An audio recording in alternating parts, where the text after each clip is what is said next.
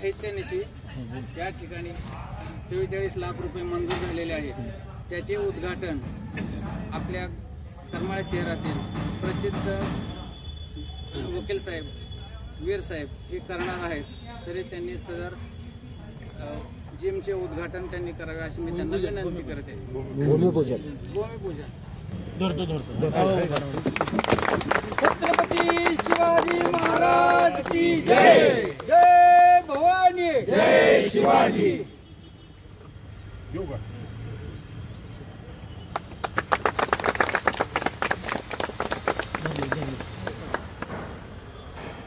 काळी साहेब नाही नासिर भैया पुढे जगदीश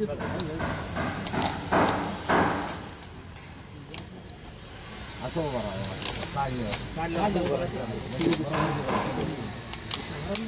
फोटो काढायचे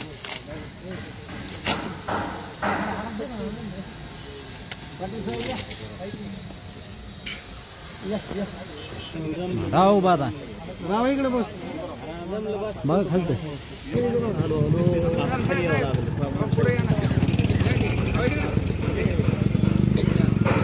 शिवाजी महाराज की जय। जय भवानी, जय शिवाजी। जय भवानी, जय शिवाजी। जय शिवाजी। जय श्रीराम, जय श्रीराम। जय श्रीराम, जय श्रीराम।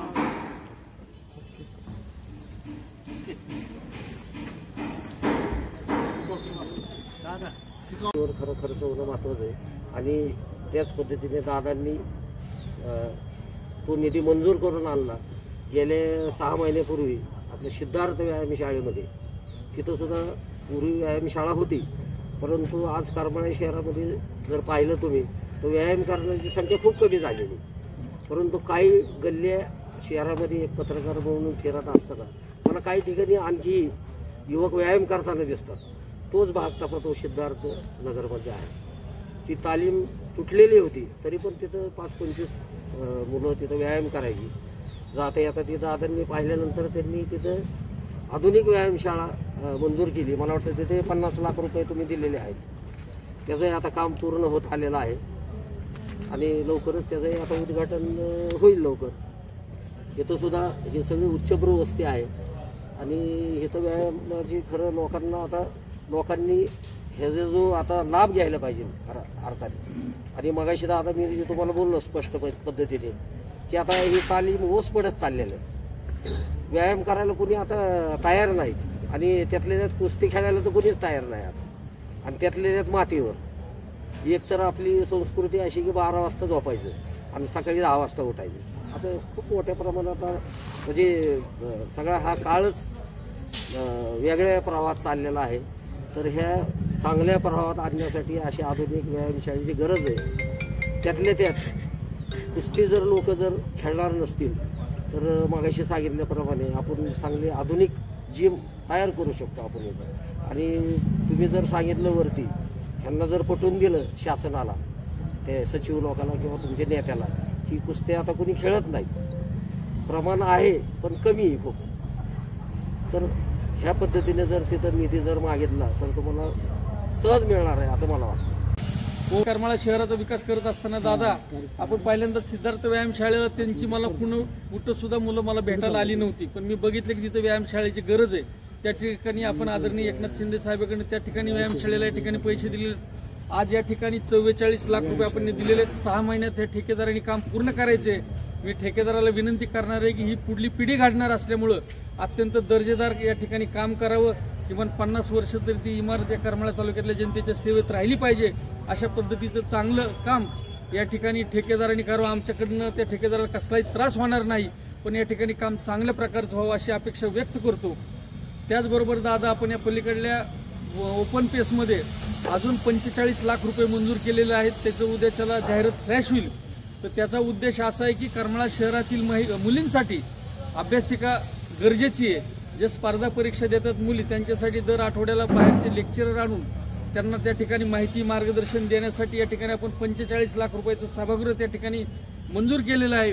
त्याचं सुद्धा काम या ठिकाणी मला वाटतं एक 8-10 दिवसात आपण चालू करूयात।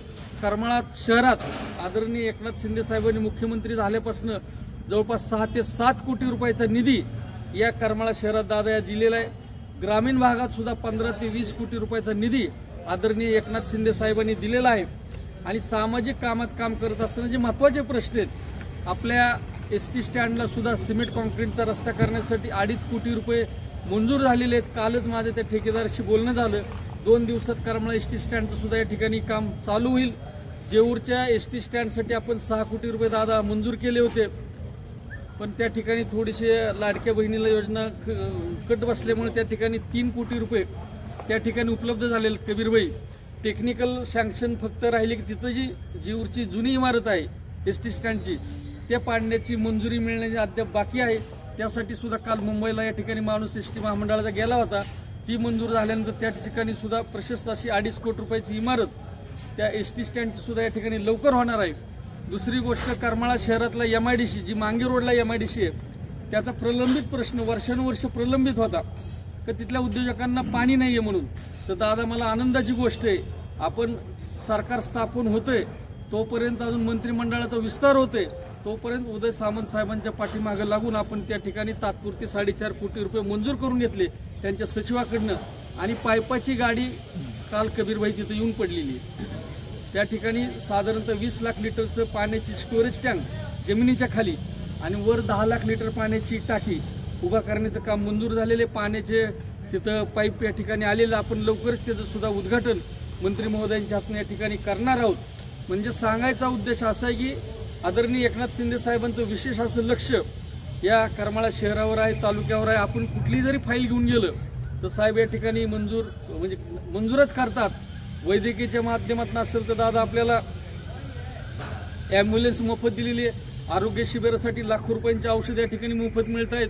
या ठिकाणी मला सांगायला आनंद वाटतो, करमाळा तालुक्यात रुग्ण ज्यावेळेस आमच्याकडे येतो किंवा शिवसेनेच्या ऑफिसमध्ये येतो, आपण त्याची जात पात धर्म पक्ष गट तट न पाहता आजपर्यंत 1,80,00,000 रुपयाची मदत, आर्थिक थेट मदत रुग्णांना आज मिळून दिलेली.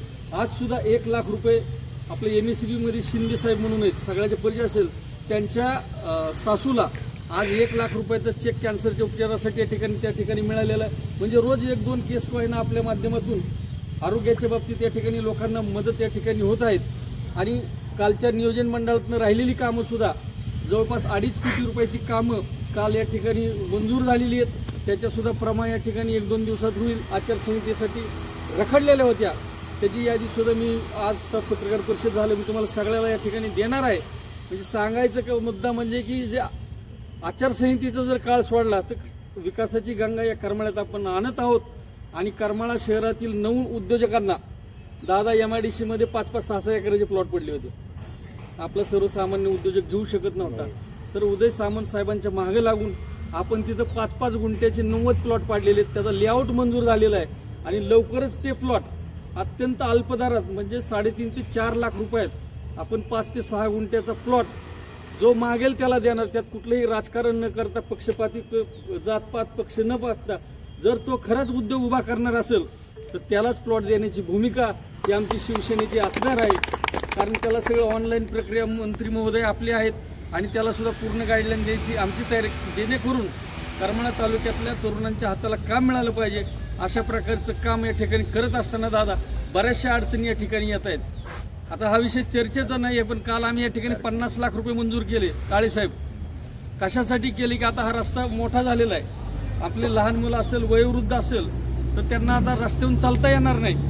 संध्याकाळी 5च्या पुढे बाहेर पडायचं म्हटलं तर चालायचं कसं. त्यामुळं आपण ह्या विजय ॲग्रो एजन्सीजपासून तर तुमचं जे बायपासपर्यंत 10 फुटाचा सिमेंट रस्ता, त्याच्यावर फ्लोरिंग ब्लॉक आणि 10-15 फुटावर वृद्धांना बसण्यासाठी बाकडे अशा प्रकारचं नियोजन करून या ठिकाणी काम चालू केलं. गुगळींनी काम करतात ठेकेदार. तर काम करूच तर दम नाही तर काही जण त्याच्यावर टपऱ्या आणून टाकल्यात. अशा सुद्धा पद्धतीने चांगल्या कामाला आडकाठी आणण्याचं काम या ठिकाणी होतंय. पण काही जरी परिस्थिती असली तरी आपण त्याच्यावर मात करत या ठिकाणी पुढं जायचंय. आता भविष्यात दादा आपल्याला बारामतीला जर गेलं तर तिथं आत एंट्री करताना वाटतं की कुठल्या तरी शहरात आले. असा हा रस्ता आपला होऊ शकतो. मधनं रोड डिवायडर टाकले, लाइटिंग लावली, फोकस लावले. काय कारण बाहेर गावचा आपला पै पाहुणा आला तर त्याला निदान नजरेला तरी करमाळा बघितलं तर समाधान वाटावं पाहिजे. अशा प्रकारचा एकही रस्ता चारी बाजूनी नाहीये. तर त्या ठिकाणी आमचं सुद्धा स्वप्न आहे की जो वर्ण माऊलीच्या माळावर येणारा रस्ता असेल किंवा देवीच्या माळावर येणार असेल, राशीनहून येणारा रस्ता असेल, ते सुद्धा असे प्रशस्त झाले पाहिजे, त्याला रोड डिवायडर झाले पाहिजेत आणि त्या ठिकाणी 10 फुटाचा रस्ता सर्वसामान्य नागरिकांना चालण्यासाठी कडेने असला पाहिजे. अशा प्रकारची भूमिका घेऊन आम्ही या ठिकाणी काम करतोय. आज सुद्धा आपल्या हायवेचं काम दादा चालू होते. आज दुपारी आम्ही नासिर कबीरने आम्ही त्या अधिकाऱ्यांना बोलून घेतलं होतं की आपल्या गावात 3 उड्डाण पूल टाकणार आहेत दादा. ह्या प्रश्नाकडे कोणाकडे लक्ष नाही आणि ते उड्डाण पूल असे भरीव करून टाकणार आहेत. तसे जर भरीव करून टाकले तर आपल्या गावाचे 2 तुकडे होणार आहेत. इकडल्या माणसाला इकडे यायचं म्हणलं तर अर्धा किलोमीटर 1 किलोमीटर वळसा घालून यावं लागणार आहे. तर आम्ही त्यांना विनंती केलेली आहे की तुम्ही या ठिकाणी कॉलम घ्या, जे पुणे मुंबईला एक कॉलमवरून पूल टाका की जेणेकरून आतनं खालनं यायला जायला आम्हाला वाट राहील. तर अशा प्रकारची भूमिका जर वेळ पडली तर त्याच्यावर आपल्याला जन आंदोलन सुद्धा या ठिकाणी उभा राहावं लागणार आहे. आपण जर बघितलं तर आपण नगरला पुण्याला जाताना बघतो छोट्या गावात त्यांनी काय केलं, असं भराव टाकून पूल केले. इकडल्या माणसाला तिकडे जाता येत नाही, समोरचं दिसत सुद्धा नाही. आणि हेच जर आपण नगर सिटीमध्ये गेलं, पुणे सिटीमध्ये गेलं तर अशा कॉलमवर उभा करून त्याच्यावरून पूल टाकलेले. तर अशा पद्धतीच्या पुलाला खर्च जास्त येतो. त्यामुळे कंपन्या अशा प्रकारचे पूल करायला टाळाटाळ करतात. या ठिकाणी सुद्धा दादा तुमच्यासारख्या लोकांनी आपण घेऊन वेळ प्रसंगी कोर्टात जायची जरी वेळ आली तरी त्या कंपन्यांना आपण उड्डाण पूल करा, रस्ता करा, त्याच्याबद्दल आमचं दुमत नाही, पण ते खाली कॉलम घेऊन करा. अशा प्रकारची भूमिका या ठिकाणी आपल्या सगळ्या शहरातल्या लोकांना घ्यावं लागेल. नाहीतर हे सगळं तुमचं हॉटेलचे तिथं वरनं सगळं गेल्यावर खाली कोण थांबणार तुमच्यापाशी. आणि तुम्हाला जर जायचं असेल तर ते रेल्वेसारखं आयतं ती चौकून आणून बसवणार आहेत. त्या अधिकाऱ्यांकडून आम्ही मागायची 2 तास माहिती केली, कबीरबाई त्या बैठकीला होते. पण अशा चांगल्या प्रश्नासाठी सुद्धा दादा तुमच्या मार्गदर्शनासाठी आम्हाला गरज लागणार आहे. कारण शहराचं आणि समाजाचं हित जर करायचं असेल तर एखादा माणूस आपल्याकडनं दुखवणारच आहे. पण एक माणूस जरी दुखवला तर 99 जणांचं जर कल्याण होत असेल तर एक माणूस दुखवला तर त्याची गय करण्यात काय अर्थ नाही. अशा प्रकारची भूमिका घेऊन यापुढे आपण काम करू. आणि कुठल्याही या ठिकाणी करमाळा शहराचं विकासाचं काम करत असताना एकनाथ शिंदे साहेब या ठिकाणी कमी पडणार नाहीत. आज आपल्याकडे सुद्धा चांगली खाती आपल्या एकनाथ शिंदे साहेबाच्या शिंदे गटाकडे येणार आहेत. आणि या खात्याच्या माध्यमातून जेवढं काही करमाळा तालुक्याला देता येईल, आणता येईल, त्यासाठी आपण यासाठी प्रयत्न करूयात. आणि हे सगळं काम करत असताना करमाळा तालुक्यातले सर्व पत्रकार दादा ठामपणे पाठीशी उभा राहतात. एखादा प्रश्न जर मांडला आणि त्याच्या जर 4ही बाजूनी बातमी आला तर त्याची दखल सुद्धा कलेक्टर साहेबांना घ्यावी लागते, प्रशासनाला घ्यावी लागते. त्यामुळं पत्रकारांची सुद्धा भूमिका या ठिकाणी महत्त्वाची असते. या ठिकाणी या निमित्ताने मी एवढा शब्द देतो की करमाळा तालुक्यातलं कोणतंही विकासाचं काम आलं जमलं तरी या ठिकाणी शिवसेनेचे कार्यकर्ते करून दाखवतील अशा प्रकारचा शब्द या ठिकाणी तुम्हाला देतो.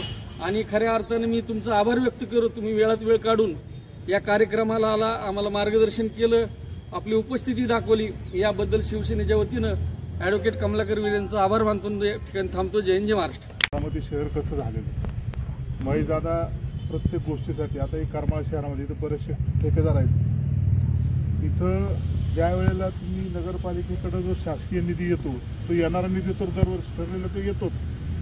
पण तुमच्या गावामध्ये जर विकास कामं करायची असतील तर त्या नगरपालिका असतील किंवा तिथले स्थानिक कोण लोकप्रतिनिधी असतील त्यांना स्वतःला प्रयत्न करून वेगळा एक्स्ट्रा निधी मिळवावा लागतो. आणि तो निधी जर एक्स्ट्रा आला तर त्या शहराचा विकास होतो. नाहीतर जे निधी ठरलेले ते निधी तुम्ही तिथं तुमचे लोकप्रतिनिधी असो नाहीतर नसो तो तुम्हाला मिळणारच आहे.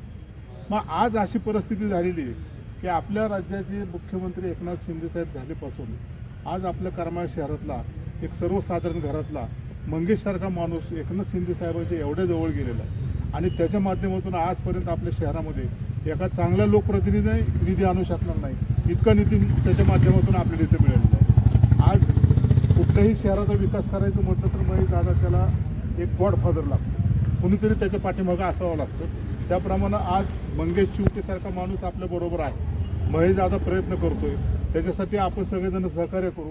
आणि भविष्यात करमाळा शहराच्या विकासासाठी जे काही विकास कामं असतील त्याच्यासाठी मी सांगतो की मी कुठलाही पक्ष पार्टी न बघता आम्ही महेश दादाच्या बरोबर राहू आणि करमाळा शहराच्या विकासामध्ये कायम त्यांना सहकार्य करू एवढं बोलतो. आणि माझे 2 शब्द सांगतो. यांच्या प्रयत्नातून मुख्यमंत्री एकनाथजी शिंदे साहेब यांच्या निधीतून अत्याधुनिक व्यायामशाळेचे इमारतीचे भूमिपूजन या ठिकाणी आज करमाळा शहरातील नामांकित वकील साहेब आदरणीय वीर साहेब यांच्या हस्ते या ठिकाणी संपन्न झालं.